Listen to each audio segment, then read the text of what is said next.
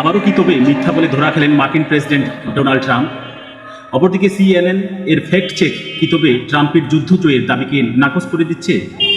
এদিকে হোয়াইট হাউসের সমঝোতার গল্প, অন্যদিকে তেহরানের এক চুলো ছাড় না দেওয়ার হুঙ্কার।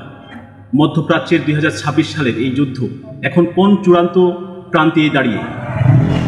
ট্রাম্পের মিথ্যা দাবি এবং ফ্যাক্ট চেকারদের কড়া জবাব। সম্প্রতি ওয়াশিংটন ক্যাবিনেট মিটিংয়ে প্রেসিডেন্ট ট্রাম্প ইরান যুদ্ধ এবং মার্কিন অর্থনীতি বিষয়ে এমন কিছু দাবি করেছেন যা আন্তর্জাতিক গণমাধ্যমে মিথ্যা বলে প্রমাণিত হয়েছে। মার্কিন প্রশাসন দাবি করছে ইরান শান্তির চুক্তিতে আসতে বাধ্য হচ্ছে, কিন্তু তেহরান একে ট্রাম্পের রাজনৈতিক অস্তিত্ব রক্ষার মিথ্যাচার বলে অভিহিত করেছে। যুদ্ধের মাঠে মার্কিন সামরিক বাহিনী হয়তো কিছু ট্যাকটিক্যাল সুবিধা পেয়েছে, কিন্তু কূটনৈতিক এবং ভূরাজনৈতিক টেবিলে ট্রাম্পের শান্তি চুক্তির দাবিকে সম্পূর্ণ ভিত্তিহীন বলেছেন খোদ মার্কিন এবং আন্তর্জাতিক বিশ্লেষকরা। গণমাধ্যমের ফ্যাক্ট চেক প্রমাণ করেছে নিজেদের পিঠ বাঁচাতে ওয়াশিংটন অবাস্তব জয়ের গল্প ভাবছে, এবং অপরদিকে বিজয়ের চূড়ান্ত প্রান্তে ইরান।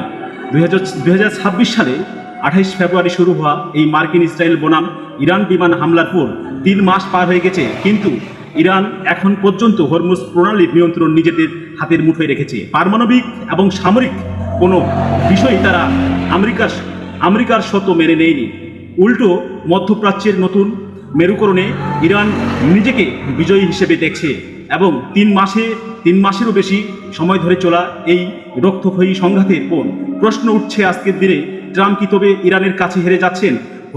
হরমুজ প্রণালী বন্ধ করে বিশ্ব বাণিজ্য অচল করে দিয়ে এবং মার্কিন ঘাঁটিগুলোতে ক্রমাগত ড্রোন হামলা চালিয়ে ইরান নিজেকে প্রমাণ করেছে মধ্যপ্রাচ্যের নিয়ন্ত্রণ এখন আর এককভাবে ওয়াশিংটনের হাতে নেই। সুতরাং এক চুলো ছাড় না দেওয়ার হুঙ্কার ইরানের, এবং 29 মে হোয়াইট হাউসে ট্রাম্পের ইরান চুক্তি সংক্রান্ত চূড়ান্ত বৈঠকে কোনো সিদ্ধান্ত ছাড়াই শেষ হয়েছিল সেই বৈঠকটি। ইরান সাফ জানিয়ে দিয়েছিলেন যে তারা কোনো ধরনের মার্কিন শর্তের কাছে মাথা নত করবে না, এবং সেই সাথে 29 মের সর্বশেষ আপডেট অনুযায়ী ওয়াশিংটনের সাথে কোনো সমঝোতা বা আত্মসমর্পণের প্রস্তাব সরাসরি উড়িয়ে দিয়েছে তেহরান। ইরানের এই অনমনীয় মনোভাব এবং পাল্টা হুঙ্কার আমেরিকার দীর্ঘদিনের সামরিক দম্ভকে এক বড়সড় চ্যালেঞ্জের মুখে দাঁড় করিয়েছে ইরান।